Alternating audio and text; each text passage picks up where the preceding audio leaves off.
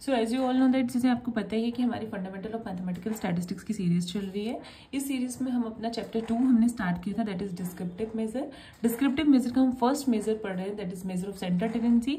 उसके अंदर 5 मेजर आते हैं, mean, median, mode, geometric mean, harmonic mean. Mean, median, mode हम कंप्लीट कर चुके हैं। हमने अपनी लास्ट क्लास में ज्योमेट्रिक मीन स्टार्ट करा था, आज हमने उसकी ज्योमेट्रिक मीन की इंट्रोडक्शन में कर ली थी, फिर भी मैं आपको रिवाइज करा दूं एक बार। ज्योमेट्रिक मीन क्या होता है? Geometric mean of a set of n observations the nth root of their product. ये क्या होता है? सेट ऑफ ऑब्जर्वेशंस के प्रोडक्ट का nth रूट होता है, और इसको मैथमेटिकली ऐसे लिखते हैं, that is x1 x2 so on to। ये x1 x2 x3 क्या है? ये डेटा जो आपके पास ऑब्जर्वेशंस गिवन होंगी उसका nth रूट 1/n। n आपके पास जितनी भी आपके पास नंबर ऑफ ऑब्जर्वेशन होंगी। फिर मैंने आपको इसका लॉग का केस बताया था, फिर हमने इसको कर दिया था। आज हम करेंगे geometric mean of the combined group का ज्योमेट्रिक मीन क्या होता है। ठीक है, देखो कंबाइंड का ज्योमेट्रिक मीन कैसे लेते हैं। कंबाइंड जैसे हमने अर्थमेटिक मीन लिया था कंबाइंड का, मतलब जब हमारे पास एक सेट ऑफ डेटा हो, फिर सेकंड 2 हो 3 हो, तो ऐसे ही n number of set of data हमारे पास हो सकते हैं। तो उस केस में हम ज्योमेट्रिक मीन कैसे निकालते हैं? Geometric mean of the combined group का ज्योमेट्रिक मीन कैसे निकालेंगे? देखो सबसे पहले आप ले लो, if n1 n2 are the sizes and g1 g2 are the geometric means of the two series respectively। n1 और n2 हमने 2 सैंपल साइज ले लिए, और उसके बाद हमारा उनका g1 और g2 हमारा क्या है? उसका geometric mean.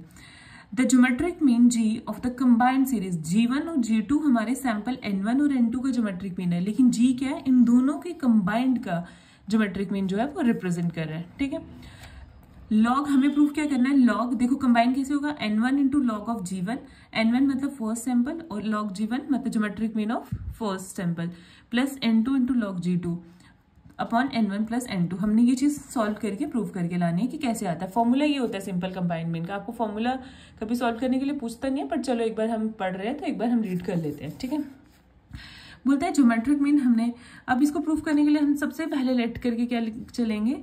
x1i first sample का फर्स्ट एलिमेंट, मतलब इसके एलिमेंट कैसे चलेंगे? ऐसे x1i i goes to 1 to n1, मतलब पहले 1 आएगा, फिर x12 आएगा, फिर x13 so on to ऐसे ही x1 n1 तक चला जाएगा। ठीक है, सिमिलरली सेकंड सैंपल के एलिमेंट्स हमने लिए x2j, j कहां से कहां तक जा रहा है? 1 से लेके n2। ये भी कैसे बनेगा? x21 x22 x23 so on to x2n2। Be n1 and n2 items of the series respectively. ये n1 और n2 आइटम्स हमारी सीरीज की। तो देन बाय डेफिनेशन क्या बोलती है? ज्योमेट्रिक मीन का मतलब क्या होता है? उसने बोला प्रोडक्ट ऑफ, पहले हम फर्स्ट सैंपल का लिखेंगे ज्योमेट्रिक मीन, मतलब प्रोडक्ट ऑफ सारी ऑब्जर्वेशंस के प्रोडक्ट का nth रूट होता है। ठीक है, तो g1 किसके इक्वल आ जाएगा आपका? देखो मैंने बोला कैसे लेंगे, x1i आपने बोला उसके एलिमेंट, तो वो आ जाएंगे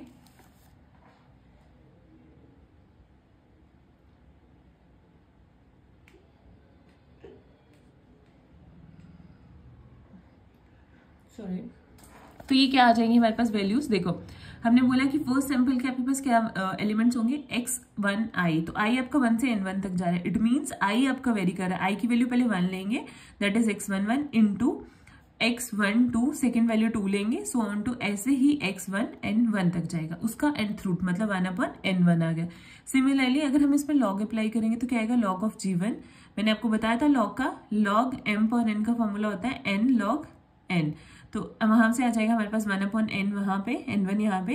मैंने आपको बताया था इन सबका हम सबमिशन कर सकते हैं, मतलब ये सारी वैल्यूज हम में आ जाएंगी, दैट इज क्योंकि लॉग में पता है ना आपको product, log of m into n क्या होता है? Log m plus n।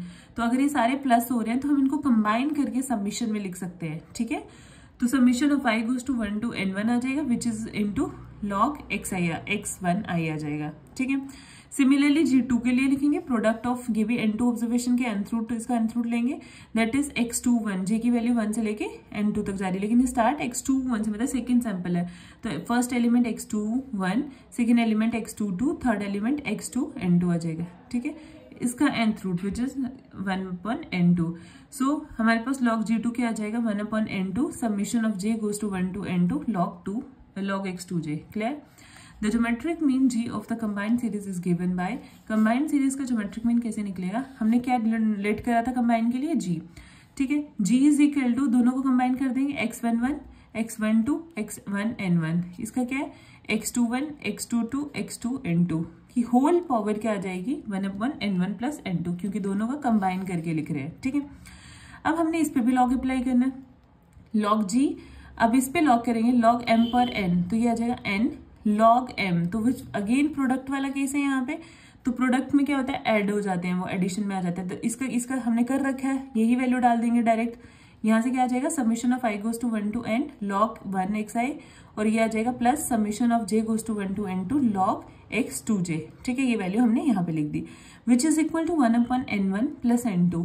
यहाँ पे आपके पास क्या होगा, देखो सबमिशन है ना, सबमिशन ऑफ log x1i, तो इसको हम ऐसे लिख सकते हैं n1 log g1।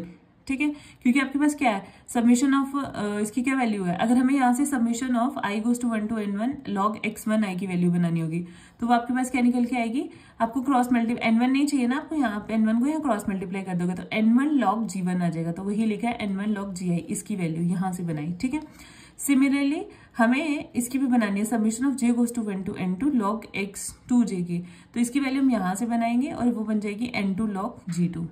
क्लियर। अब देखो, अब हमें लॉग हटाना है, तो उस साइड ले जाएंगे लॉग को, दैट इज एंटी लॉग बन जाएगा, anti log of n1 log g1 plus n2 log g2 upon n1 plus n2। ये आपका आ गया कंबाइंड सीरीज का फॉर्मूला। ठीक है, जब आप में कंबाइंड, ये एंटी लॉग कैसे निकालते हैं ये भी मैं आपको कैलकुलेटर से बताऊंगी। ठीक है, एक साइंटिफिक कैलकुलेटर होता है, उस पर हम ये सारी वैल्यूज आइडेंटिफाई कर सकते हैं, अदरवाइज आपके पास टेबल भी गिवन होते हैं। In general if g1 g2 gk are the geometric mean of the k groups, अगर हम जनरल देखें, ये तो हमने 2 ग्रुप्स के ले लिए, अगर हमारे पास ऐसे ही k ग्रुप्स हों, ठीक है, n ग्रुप्स हो, मतलब हो सकते हैं ना, 2 से ज्यादा भी हो सकते हैं, हर बार 2 ही तो नहीं होंगे, तो उस केस में क्या होगा, mean of k groups having n1 n2 so on to nk observation respectively, the geometric mean g of the combined group consisting of, अब उसमें कितने सैंपल साइज कितने होंगे, n1 n2 so on to nk observation is given होंगी, तो so g is equal to antilog, कुछ नहीं है, बस इसी को आगे एक्सपेंड कर देना, n1 log g1 plus n2 log g2 plus so on to nk log gk आ जाएगा, upon n1 plus n2 so on to nk तक आ जाएगा। ये आपके पास आ गया इन जनरल, अगर आपके पास k सीरीज है। ठीक है, फिर नेक्स्ट टॉपिक है इसके मैरिट्स, होपफुली आपको कंबाइंड का थोड़ा बहुत आइडिया हुआ होगा। ठीक है, फिर बोलते हैं merits and demerits of geometric mean. Merits same वही, इट इज रिजिडली डिफाइंड, इसको बहुत अच्छे से डिफाइन किया जाता है, सारी ऑब्जर्वेशंस पे बेस्ड करता है, it is suitable for further mathematical treatment, अगर आगे भी हमें इसे कहीं यूज करनी है तो हम इसको यूज कर सकते हैं। It is not affected much by the fluctuation of sampling, से ज्यादा इफेक्ट नहीं होता, it gives comparatively more weight to the small items. ठीक है, उसके बाद बोलते हैं डीमेरिट्स में क्या है, because of its abstract mathematical character geometric mean is not easy to understand and calculate for the non mathematics। देखो थोड़ा सा कॉम्प्लेक्स तो है, क्योंकि अब लॉग क्या है, एंटी लॉग क्या है, एक नॉन मैथमेटिक्स स्टूडेंट को ये चीजें नहीं पता होंगी, तो उसके लिए थोड़ा सा ये एक डिफिकल्ट एब्स्ट्रैक्ट क्वालिटी, मतलब इसको समझना उनके लिए थोड़ा मुश्किल हो सकता है। If any one of the observation is 0, definitely आपको पता है किसी भी वैल्यू को अगर हम 0 से मल्टीप्लाई करते हैं, सारी की सारी ऑब्जर्वेशन 0 बन जाती है। अगर इसकी कोई एक सिंगल वैल्यू भी हमारी 0 हुई, and if any one of the observation is negative, या तो माइनस में हुई, geometric means becomes imaginary regardless of the magnitude of other item, तो ज्योमेट्रिक मीन बिल्कुल मतलब वो हो जाएगा ना के बराबर। फिर बोलते हैं ज्योमेट्रिक मीन इज यूज्ड, हम कब यूज करते हैं इसके uses, to find the rate of the population growth and the rate of interest. हाँ, पॉपुलेशन ग्रोथ का रेट फाइंड करने के लिए, या तो रेट ऑफ इंटरेस्ट फाइंड करने के लिए, in the construction of index number में भी हम ज्योमेट्रिक मीन का यूज करते हैं। ठीक है, होपफुली आपको ये समझ आया होगा। नेक्स्ट क्लास में हम इसके एग्जांपल्स करेंगे। ठीक है, फिर आपको और अच्छे से क्लियर होगा कि फॉर्मूला कैसे लगाना है। Thank you.